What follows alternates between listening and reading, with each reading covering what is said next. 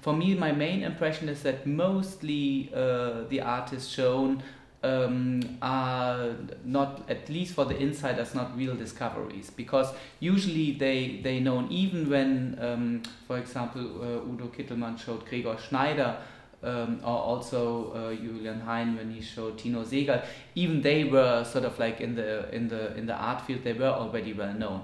But with the contribution to this to this pavilion and for the biennial, of course, that was a huge major step to for them, and I think that will be also go for Marco Schienwald, who is known already quite well. But I guess with the presentation at the Austrian pavilion, it will give him much more visibility. I think the national pavilions make very much sense, because we are still, though all the globalization is going on, our life is still very much concerned with national identity, also with cultural identity. What I would be interested in is why to choose a certain artist to represent the nation, to represent this country. And I'm personally very much interested in artistic production who really reflects the context, the situation, the political and cultural background they're working in. So especially for the biennials, I think it makes very much sense to really negotiate this. Mm-hmm. Markus Schienwald and, let's say, Gregor Schneider, they both like international artists, and at the same time I think they in their work they deal very much with questions which could be very much related to the country they're coming from. With Schneider, for example, like all this Germanness he incorporates in his work, you know, like this idea of the square, stubborn German everyday person. And with Markus Schienwald, his reference, of course, to Freud and to the subconsciousness and all this, I think. And the interesting thing, and just to have these two figures as one example, the interesting thing is that they can be read, that their work can be read in front of the question of cultural identity, and at the same time they use an international language and a global language. I think there's no rule how an artist, he or she, should act or react to certain contexts. But for me personally, it makes very well sense that the artists, that they react to the certain situation, and that is as well in the context of the biennial, as also if you do an exhibition in another institution, even if you do an exhibition in a commercial, in an art gallery.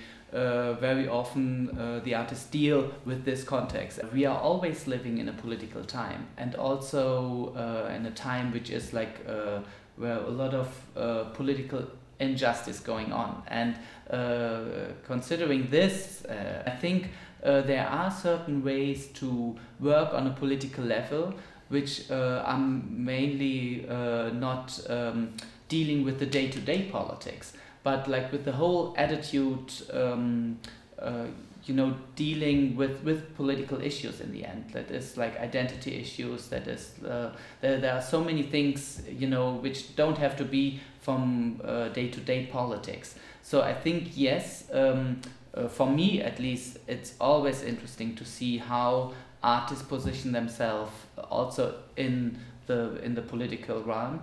But at the same time, I'm always skeptical also to instrumentalizing certain formats, to instrumentalizing certain occasions. And I think it has to be something very subtle, or in a way, you know, how to react to it. And there is of course the political situation in Italy, but there all over the world, like as I said, we are now concerned with China. But you just have to look around and you see that a lot. And how, what, where will you react, or when will you raise your voice? I think it's more a personal decision also for the artist, for the curator, if he or she feels that something is pressing strong enough to react to it.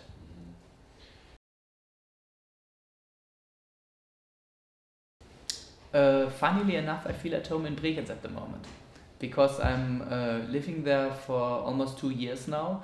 And for me, it was very important because it's a very sort of like decentralized place. It's not in the center, where like most of the art is going on. So for me, it was very important to really settle down there and getting as much involved as possible. I deliberately moved there with all my household, with my books, with everything, and that's where I feel at home. And especially as I travel a lot, it's important for me to have like this anchor. Maybe it's romantic or traditional, but sorry.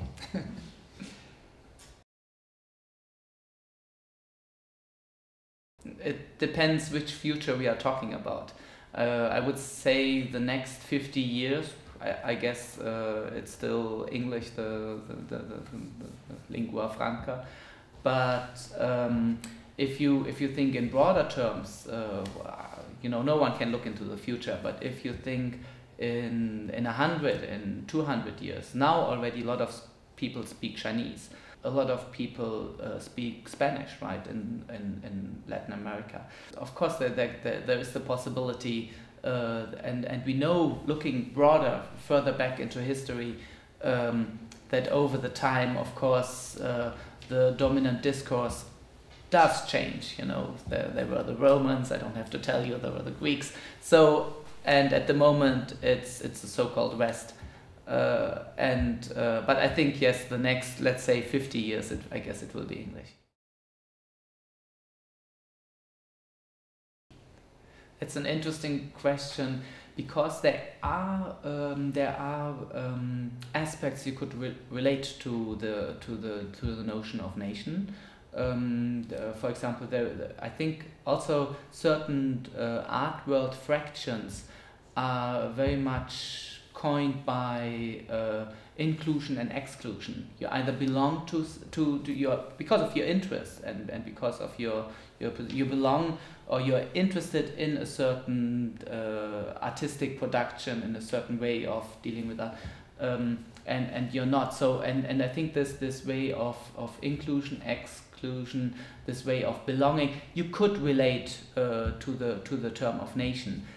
It's very often by accident, right? To which nation you belong to, and that is in the art world. It's really you can choose by your interest, by your where what you want to focus on, and you sort of like choose your art community according to these interests. So I guess that differs from a nation. So I think like this idea of nation, of cultural identity, it's a very interesting and a very broad topic, but I guess I don't think it fits in the end so well for the art community to use the term nation. And if I would choose another metaphor, I think maybe also not better, but then rather maybe what Deleuze-Guattari coined the rhizome. And that I think this idea of dependencies, of interwovenness is much more telling, thinking about the art world, the art community, than the thing of nation.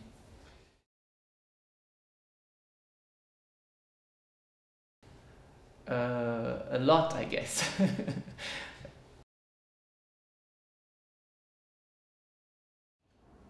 I guess a lot, but I would concentrate maybe on one word: freedom.